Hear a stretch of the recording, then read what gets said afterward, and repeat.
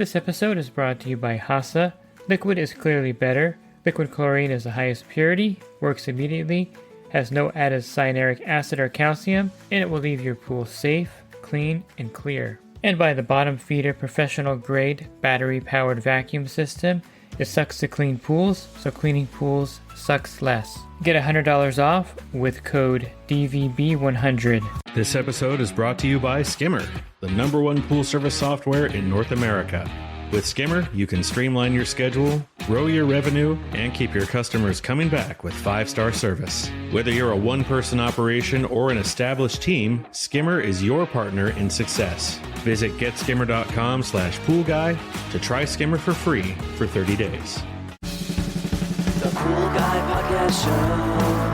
The Pool Guy Podcast Show. The Pool Guy Podcast Show.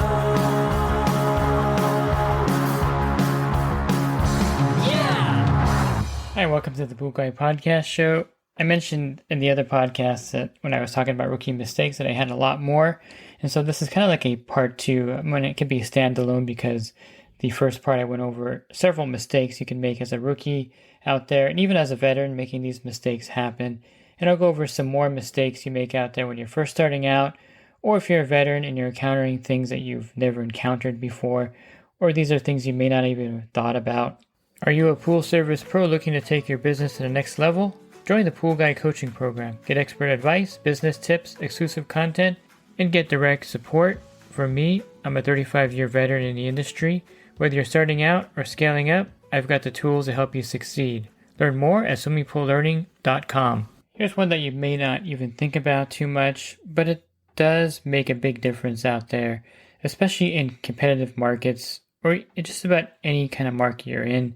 If you don't present yourself professionally, you're not going to get that service account. And if you're bidding and trying to expand your business, this is something that's often overlooked, and that's how you look professionally. Just like anything, put yourselves in the customer's shoes. If you were to hire, let's say you wanted to hire a pest control company and you call to get some bids, one guy shows up wearing tennis shoes and shorts and a white t-shirt and a baseball cap on backwards. His truck looks like a mess. He doesn't wash it or keep it clean. And he has the logo on there, but it's all faded. I mean, okay, you get it, the bid from him. The next person shows up. He's got this really nice uniform. His name's on there with a name tag. His hat's on forward. His truck looks great. And he looks just like a professional exterminator. Both prices are kind of within range. Maybe the second guy is a little bit higher. But who would you hire? And exactly the same thing with your pool service company. If you were to show up at your own door for service, would you hire yourself? If your answer is no, then you have to make some changes right away. Maybe wash your truck more often, get some magnetic stickers on the side, clean your truck up. A lot of competitive markets like Florida, all the trucks are wrapped. So if you want to keep up with the Joneses, you may have to fork out, $2,500 for a truck wrap. So you stay with the competition. I find that, even in my area, a lot of the pool service companies don't wrap their trucks. It's not super common, but some people do. It makes them more professional. I think for services like HVAC and plumbers, if you show up in a blank white van, like the A-Team van from the 1980s, maybe not the best look. You want to have a more professional look for your business. And I'm not saying that you need to buy a new truck or have, really fancy wraps on it. But if you just look somewhat professional, if your truck is a late model truck, keep it clean, have magnetic stickers. You don't need to go for the whole wrap sometimes, but just make yourself look professional with a uniform. You can order uniforms. I like using Fort Imprint. That's the company that I order a lot of stuff from. They have pretty good uniforms there. You can find a local company that makes you a uniform.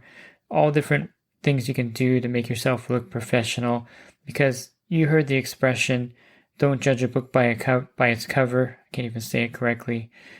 Well, your customers are actually judging you by your cover because they're hiring you to do a service, and that doesn't really work in this scenario. That's more or less for, discrimination and things like that. This in business, they're going to definitely discriminate against you if you don't look professional. So definitely you want to have that look, keep it consistent, and you want to show up at the bids looking clean. So if you're working out there all day, I suggest keeping a clean dress shirt uniform in your truck so that you can put that on and be presentable at the bid. Not communicating a problem is another mistake a lot of people make, and this is something a lot of veterans make as well, or if you have employees, this mistake is very common. But if there's a problem with the pool, you don't clearly communicate it with the customer, and then they go out there and discover it later, all kinds of problems arise from that. I've made this mistake as well. I was at a pool one time. I think I was just being lazy at this point, and I was not really paying attention or really doing my diligence. And this does happen. Of course, we all have lows and highs out there, and we have waves of things, and sometimes we're occupied thinking about other things, and we're not super focused on our work. It happens. It's human nature. You can't always be hyper-focused all the time. You just can't do that. You're on autopilot a lot. But for some reason, I did see this leak at this pool, and I didn't register it as a big problem, and I didn't really think too much about it. But when the customer went out there later in the week, they're like, hey, there's a leak at the equipment.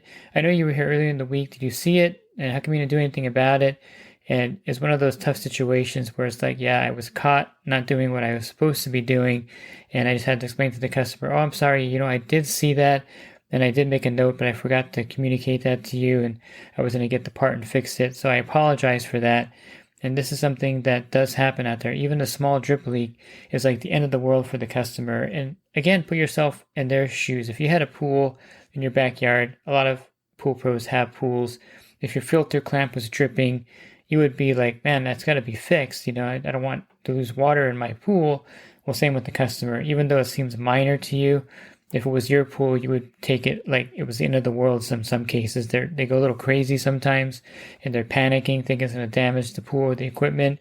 When usually a drip leak won't do much damage to the equipment. You want to address that and fix that right away, and make sure your employees know that, hey, if you notice a drip leak from the filter tank, O-ring, or if you notice a drip coming from the pump or the heater, that you should let the customer know right away that that's the problem. The other mistake I've made before, and you can make this mistake as well, is fixing something and then forgetting to tell the customer you repaired it and then invoicing them for it. It doesn't have to be something big. It can be something small, but you can get a lot of pushback on this as well. And I've had this happen to myself where I replaced the pump basket, forgot to mention to the customer that I did this, and then I put it on the bill, and they're like, hey, what is this here? And what's this charge? The one that I think was the worst for me was I changed the tires on a Hayward pool cleaner, and I forgot to tell the customer I did this, and I sent him an invoice for it, and he went like ballistic. He was like one of those customers that wants everything and all the details, and he has to know everything. He was actually a lawyer, an attorney, and so he was like, hey, what is this charge here? He was getting all like attorney on me, and I said, oh, I apologize for that. I noticed that your pool cleaner had needed tires on there, and I changed it. It was my mistake. I forgot to mention it to you in a message, and if you want, I can reverse the charge. I was just trying to be nice to him. He's like, no, that's okay, but from now on going forward, I want to know everything that you're going to be billing me for. And that can happen. You can make that mistake. So what I do also, and some customers like this, I haven't really had too many pushback on this, but when I do change a cleaner part, let's say I'll change the diaphragm in the cleaner or the tires on it, I'll actually take that part and leave it over by the pool equipment. I won't like necessarily put it on top of the heater or somewhere obvious, but I'll put it maybe on top of the tablet bucket, and I'll leave it over there. And then I'll tell the customer, I did change this part. If you want to see the old part, it's over there by the equipment. And this is a great way to kind of save this kind of problem where, especially like, a Rainbow 300 O-ring, you take it out, it's like expanded and cracked. Leave it over by the equipment and say, I changed your chlorinator O-ring. I left the old one there so you can see it. This goes a long way in visually explaining to the customer that you changed something. And some customers may not even trust that you did it. They're like, hey, did you actually change that? If you have the old part and leave it there, it's smart to do that. Now, of course, some customers may just want you to get rid of it after they see it. So, I leave it back there maybe for 2 or 3 weeks at the most. Then I'll just toss it out because they've had a chance to look at it hopefully by then. I've taken over some service accounts, no kidding, where there's like old pumps back there. There's like parts of everything back there, 2 or 3 tablet buckets back there. You kind of want to keep that area somewhat clean, so you don't want a lot of clutter building up back there. But I do recommend you put the part you changed back there, at least for the billing cycle, so the customer can see it if they question you. It's back there. when I had my Nissan Frontier, it would break down all the time. And so my Nissan, actually my Datsun specialist, that's what his sign said on the outside. It's kind of funny. Pretty old school mechanic. He actually said Datsun on the outside of his repair shop. But he would always come out with the part and say, oh, here's the part that I changed, and this is the, the fuel pump or whatever. And he would show me the old part. When he put the new engine in, he actually showed me the old engine and showed me where the crack was. And I went back there and I saw it. I was like, wow, I didn't even know how that engine was even still working. So this is kind of important. I'm not just saying for like, thousands of dollars of stuff, but you definitely want to leave it there. And I've left motors at customers' homes that I've changed out so that they can see that I actually changed the motor out. And then the next month I throw it away. Again, you don't want like a graveyard of parts back there. And I've been to pools where like there's an old salt cell, there's pumps and everything. Not a good look, but of course, anything you change out, I would recommend leaving it back there so the customer can visually see that you did it. But that really falls into the category of communicating to the customer and making sure that they understand everything you're doing. I think a service agreement goes a long way in this, by the way. And if you want my one-page Word format service agreement, you can email me and I'll get that over to you. I also have a green pool cleanup agreement, and I have an acid wash one as well to kind of protect you out there. I think being transparent with the customers, you can email me at david@swimmingpoollearning.com and I'll send you those. You really want to be transparent and communicate well with the customer with whatever you're doing to the pool. Nowadays, with communication so easy, text messaging, emailing, you don't have any excuse not to communicate these things to the customer so that they can know what's going on with their pool. Another common problem is incorrect dosing when you've checked the chemicals and you're going to dose the pool. A lot of times, incorrect dosage is a problem. A lot of this has to do with the fact of not measuring the pool size. You'll be surprised how off you are sometimes by guesstimating the pool size. I've done this before. I was training my nephew several years back, and every time I went to a pool, I asked him, how big is this pool? And he would like kind of be close, but sometimes kind of be far away. And the same thing out there when you're learning this business, some of the pool sizes can be a little deceiving, and you may think the pool is bigger or smaller than it actually is. So measuring the pool, there's all kinds of different apps out there you can actually use to measure the pool, and you can walk the perimeter. I don't necessarily think you need to get a tape measure out and measure the whole thing, but you can. But if you walk around the pool, you can kind of get an idea of what a foot is. And so most pools are going to be 30 by 15 or 30 by 20, or 40 by 20, I should say. There's going to be some kind of size that's common out there. The freeform pool is a little harder to measure, but you want to get an idea of how deep the pool is too. So what I do with that is I take my pool pole, I'll put a brush on the bottom, and then I'll stick it in the deep end by the main drain, because that's usually the deepest part of the pool, by the main drain. And there's no way to get exactly to the center of the pool with the main drain, but as long as you get somewhere where you can put the pole as far out as possible, and then just mark the pool pole with a Sharpie, and then take it out and measure it with the measuring tape, and you'll get the depth of the pool. So if it's like 7 feet deep, and if the shallow end's 3 feet, you can use the calculator online. Pentair has one, and also thepoolcalculator.com has one. Just use that to calculate the pool size by entering those numbers in there. And you may be surprised that the pool is bigger than you thought. I was at a pool one time when I was trying to do this. It was a really small pool. And I was like, why is there so much chlorine in this pool? Every week, because I was overdosing it, obviously. So I actually measured the pool and did this, and it turned out to be like a 5,000 gallon pool, and I thought it was like 8,000 gallons. And I was like, no wonder why I was messing up this pool. I didn't measure it correctly. That could be a big problem, especially if you're lowering the pH with muriatic acid, and you can overdose that very quickly if the pool is a lot smaller than you think. Not necessarily happens on larger pools, but smaller pools, yes, you can overdose the pool very quickly if you don't know the actual dimensions of it. So another mistake I should say is not really knowing the pool size and not really knowing the dosage because you don't know the pool size.